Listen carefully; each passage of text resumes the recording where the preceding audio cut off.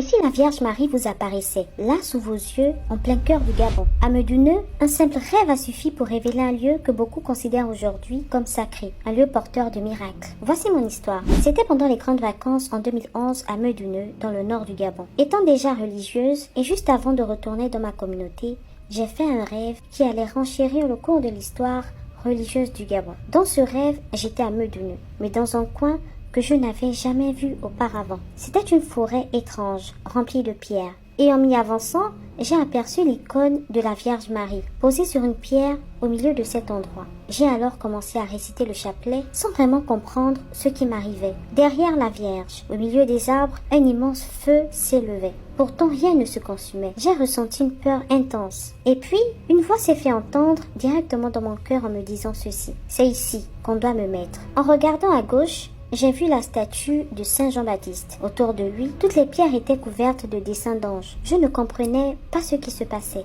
Je me demandais alors où est-ce que j'étais et surtout comment j'avais fait pour me retrouver là. Un homme s'est alors approché et a poussé la statue. À ma grande surprise, Saint Jean-Baptiste s'est mis à marcher, son bâton à la main. Je n'arrivais pas à croire. Je me suis dit à cet instant précis, c'est donc vrai que les icônes peuvent marcher. Au même moment, j'ai vu une religieuse blanche, habillée tout en blanc, qui avançait lentement. Ses pieds touchaient à peine le sol. Nous avons échangé quelques mots, mais j'étais encore sous le choc.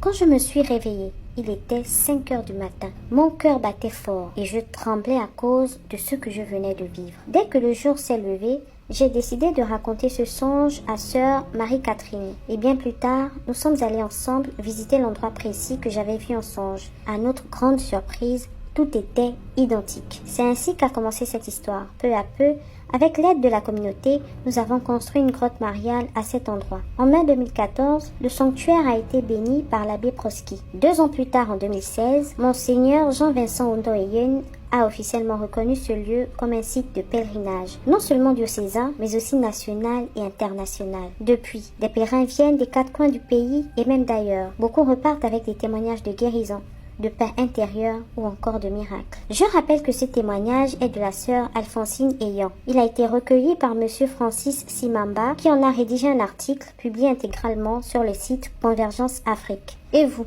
connaissez-vous d'autres lieux au Gabon ou en Afrique où des miracles ont lieu pendant que nous y sommes? Qu'attendez-vous pour visiter la grotte mariale de Meuduneu? À très bientôt, la conteuse Gaboma.